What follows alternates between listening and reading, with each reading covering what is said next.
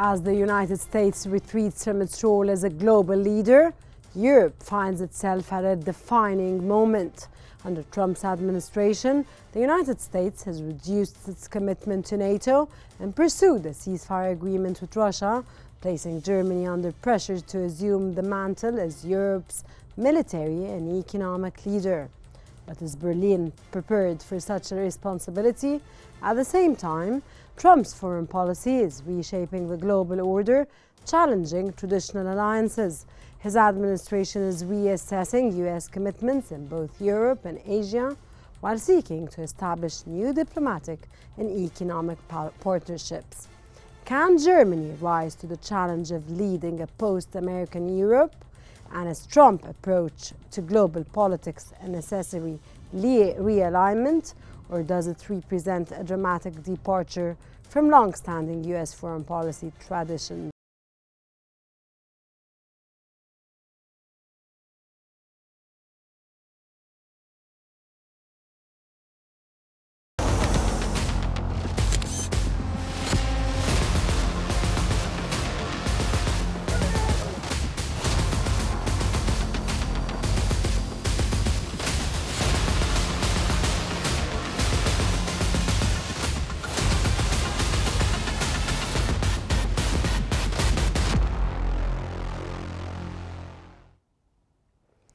For decades, Germany has depended on U.S. security guarantees, but Trump's retreat from NATO and his negotiations with Russia are compelling Europe to reconsider its defense strategy.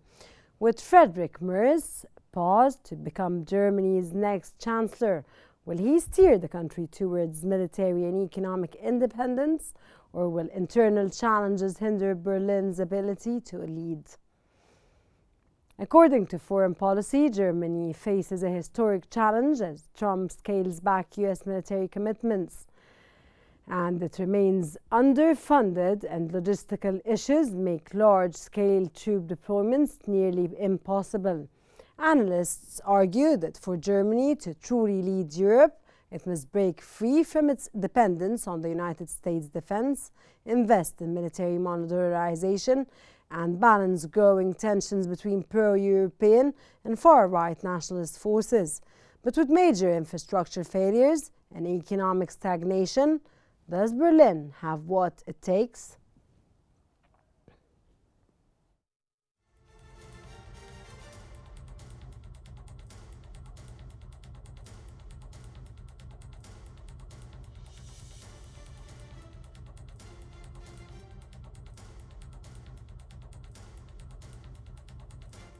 Friedrich Merz, the winner of the German election, has stated that he will do everything in his power to swiftly form a government capable of taking decisive action.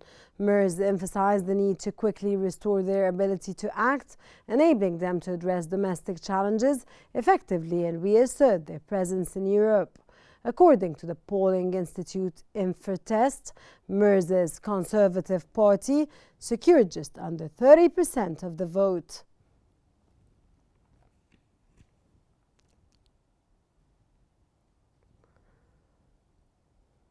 The Kremlin has stated that it would to wait and observe how relations between Russia and any new German government develop. The Kremlin stated that with each new government, it hopes for a more pragmatic approach to reality and to potential areas of mutual interest between Russia and Germany.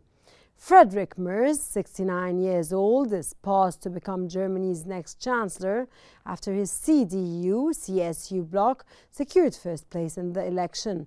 Meanwhile, the far-right Alternative for Germany, AfD, achieved a historic second-place finish following the collapse of Chancellor Olaf Scholz's three-party coalition.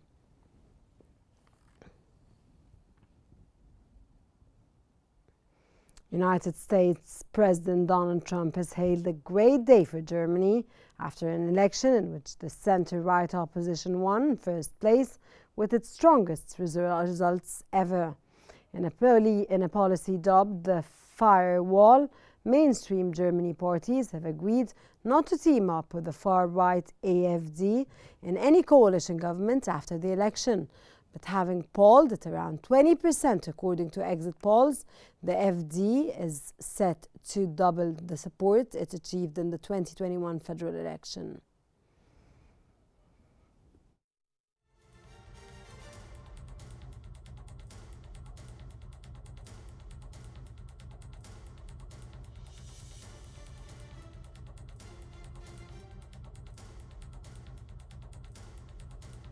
German business leaders have urged the swift formation of a new government following Sunday's election, emphasizing that Europe's largest economy cannot afford delays in addressing critical challenges.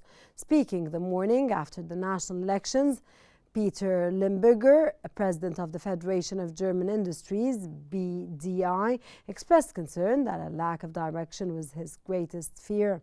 He emphasized the urgent need for swift, clear and transparent measures to promote greater investment, foster innovation and reduce bureaucracy. He also further stressed that economic competence must be a top priority for any new coalition government.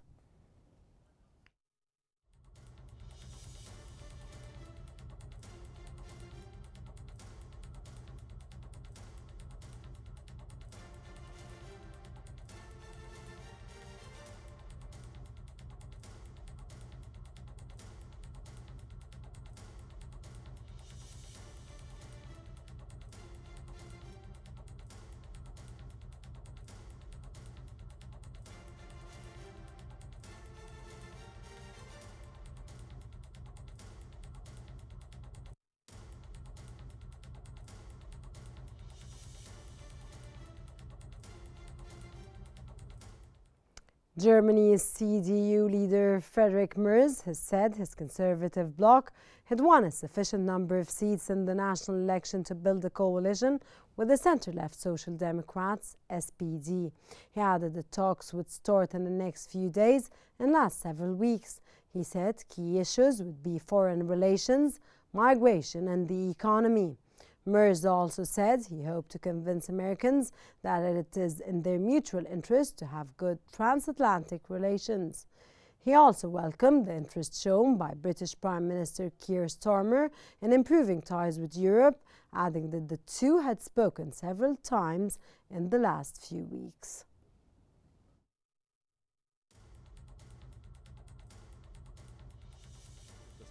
Gespräch haben wir bereits miteinander geführt. Es wird auch die Reihenfolge so sein, dass ich heute noch mit Demokraten, die auf 120 Abgeordnete kommen, sind wir mit 328 Mandaten von 630 natürlich in der Lage, eine Regierung zu bilden, eine schwarz-rote Koalition. Und genau das ist das, was wir auch wollen. Und dafür habe ich auch heute Morgen im Präsidium der Partei und im Bundesvorstand der CDU auch die volle Unterstützung und Rückendeckung bekommen. Wir werden jetzt in den nächsten Tagen Gespräche führen. Die Gespräche sind bereits vorbereitet. Das ein oder andere Gespräch haben wir bereits. You're still watching In Focus, a short break and we'll be back again.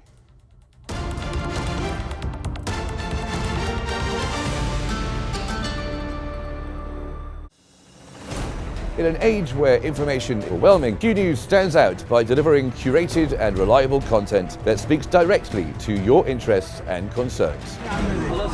Gaza, where the humanitarian catastrophe continues to unfold under the shadow of Israel's relentless blockade and military aggression.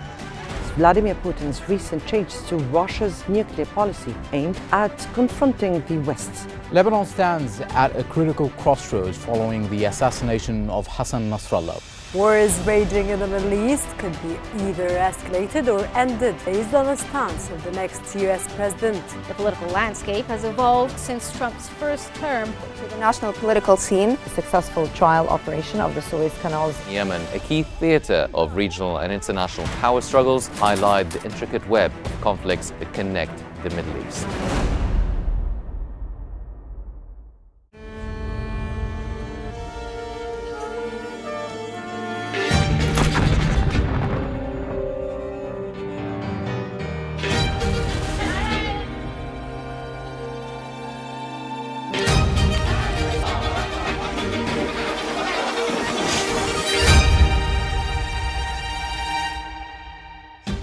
Your nomination. in the European Union.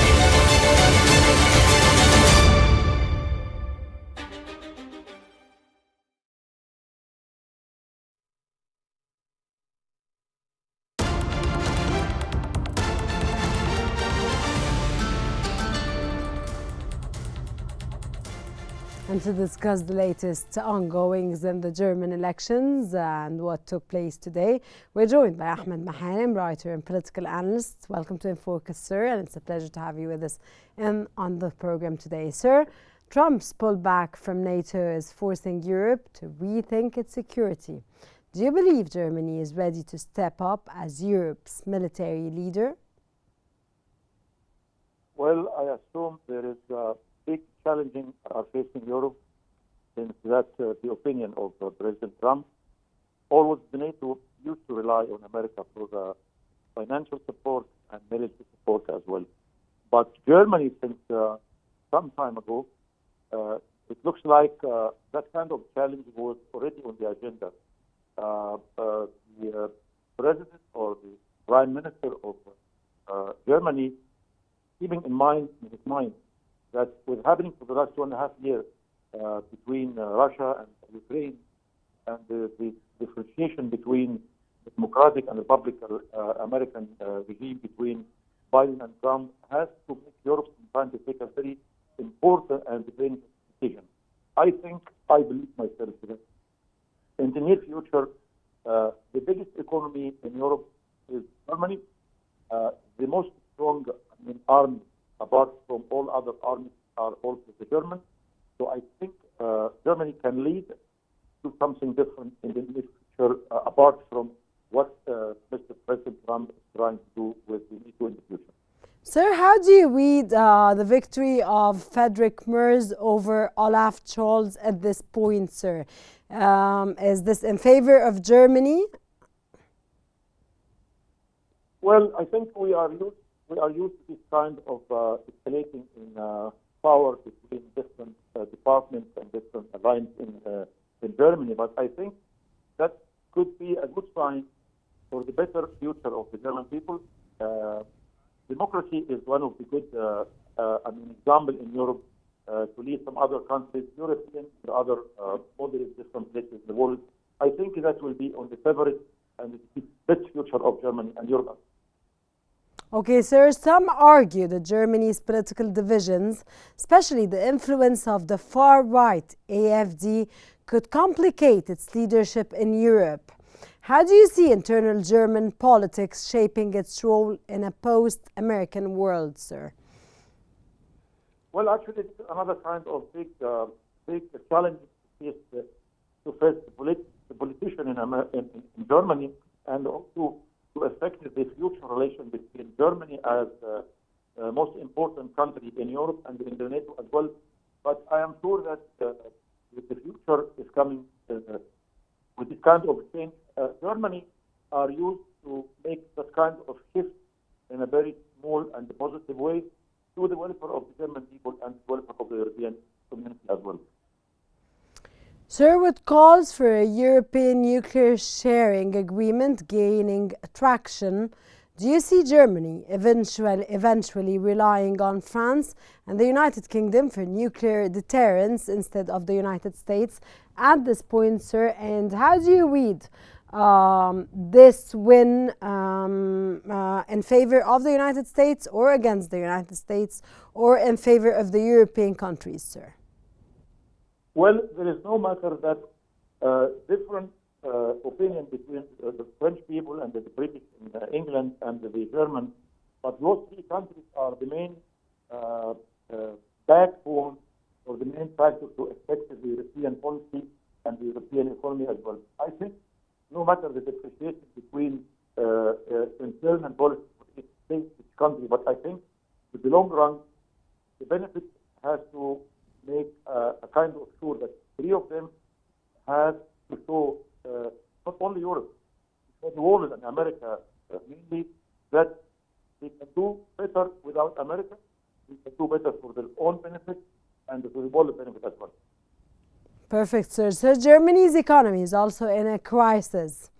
With weak growth and energy challenges post-Russian sanctions, can Berlin maintain its economic leadership while increasing defense spending at this point, sir? Well, any kind of tension will be coming to Europe. It will never affect us much because they have all time they have different elements and different kind of alternatives. So if America would like to do an extension for the European countries, I don't think that will be affected as much as has to do with some other countries, because European Union has 27 countries and they are really unique in terms of how they can defend their future benefits. So European leaders, including French President Emmanuel Macron, have long pushed for greater defense autonomy. Is Germany positioned to lead a true European army, or will the EU struggle to act independently of the United States, sir? Well, French president and French people are also facing a kind of, sometime I can say, neglected from the American new administration. But I think the president of France has a kind of a stability of his own people. And I think he used to do a lot to play a very important role to present France as one of the leader countries in Europe to help people in Africa, Middle East, and so on. I think with the coming few weeks, few months, the position of France will be becoming much, much better than before. Okay, sir, looking ahead, does Germany have the political will and economic capacity to transform itself into Europe's leading power, or will it maintain or remain dependent on the United States security for years to come? And I think this is what, of course, US President Donald Trump is seeking at this point. Well, I assume it's a good question. I think... you assume it's a...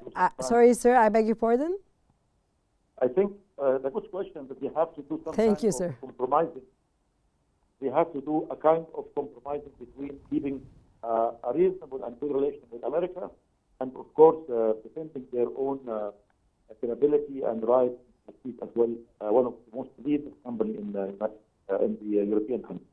So, sir, we're fragmented now between the United States, your narrative, and the European Union, and how it's going to go and how the geopolitical dynamics of the internal globe are going to change as we reach this point today in Germany? I assume from day to day, policy has not a kind of a stability, strategy and stability, but on the ground day to day, it could be some kind of achievement, shifting from point to point. Hopefully, things will go to the right, the benefit of the people in the area and globally. Mr. Ahmed Maharim, we thank you so much, and we'll wait and see, of course, and watch what's going to happen. Thank you very much for your insights. And as Germany navigates these challenges, Europe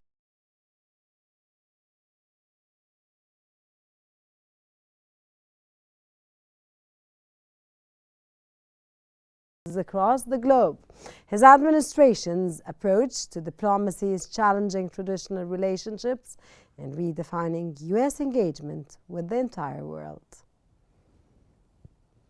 Trump's foreign policy marks a significant departure from that of previous US administrations, characterized by reassessment of global commitments and the pursuit of new diplomatic strategies. His administration's positions on Ukraine, Taiwan, and Europe have disrupted traditional alliances, prompting questions about the future balance of power. Is this a necessary realignment of US priorities, or does it risk weakening critical relationships? According to the Financial Times, Trump's foreign policy is reshaping global alliances. His administration has taken a new approach towards Russia adjusted US commitments in NATO and is reconsidering security support for Taiwan. While some argue that these shifts reflect a pragmatic strategy for reducing US involvement in foreign conflicts, others see them as a retreat from the country's role as a global leader. With major geopolitical changes underway, what does this mean for the United States allies and the broader international order?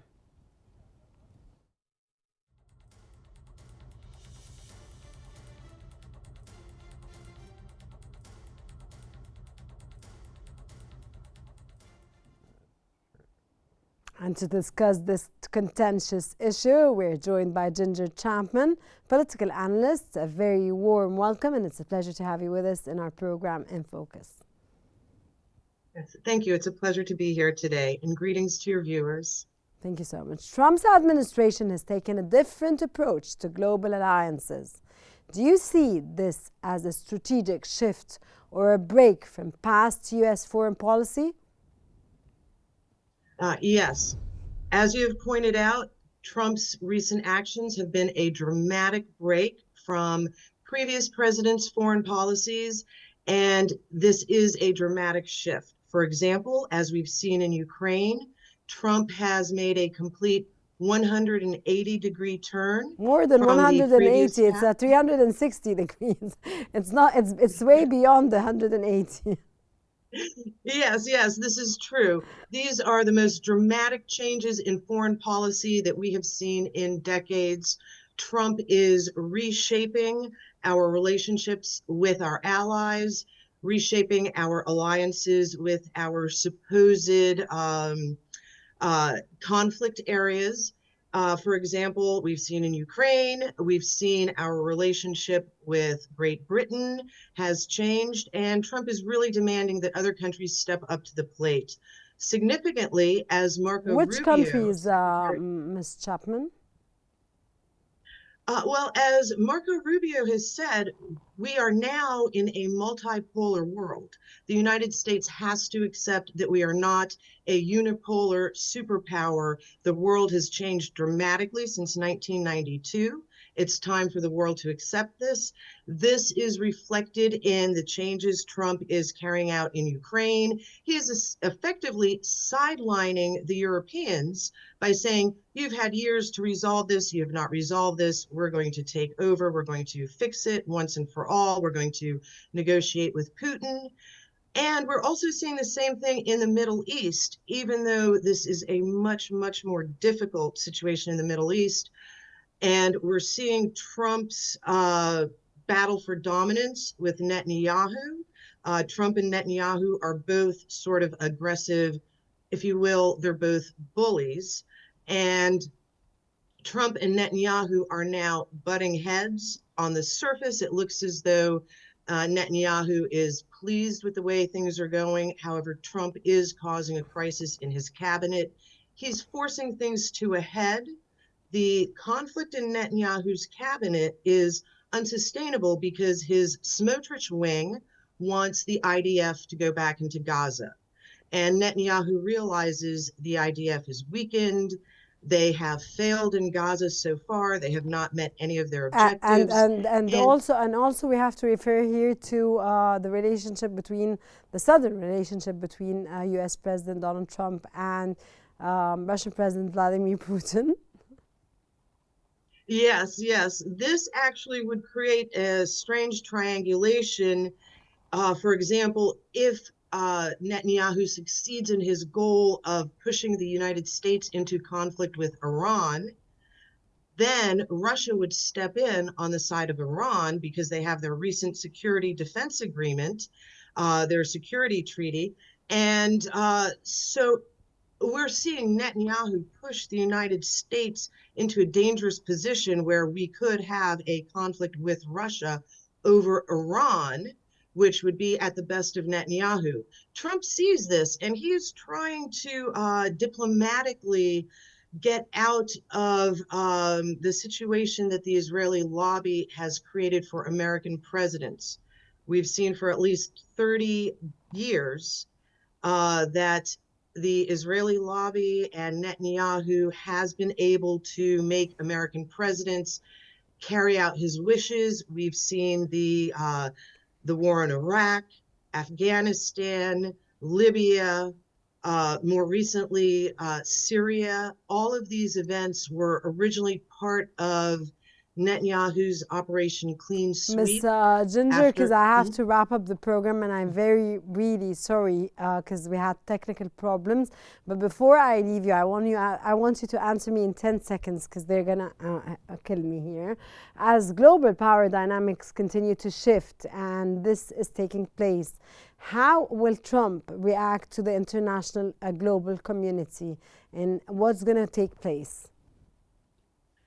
Trump will act with defiance. That's his nature. The more resistance he gets from the global international community. And why has he changed that much since his first term in 2016? Why is this dramatic and unprecedented shift? His experience in his first term, he no longer trusts the political establishment. He no longer trusts the lobbies. He's assembled his team, and he is going to carry out his bold new foreign policy to dramatically change America, change our foreign relations. And hopefully the international community can step up and be part of this to create a new multipolar world. Okay, and yes. Ms. Ginger Champion, I'm very sorry I have to wrap up and I need to talk to you more later. Thank you very much for your insights. As global power dynamics continue to shift, the future of international diplomacy remains uncertain. We'll continue to follow these developments. See you next time on In Focus. Thank you very much for watching.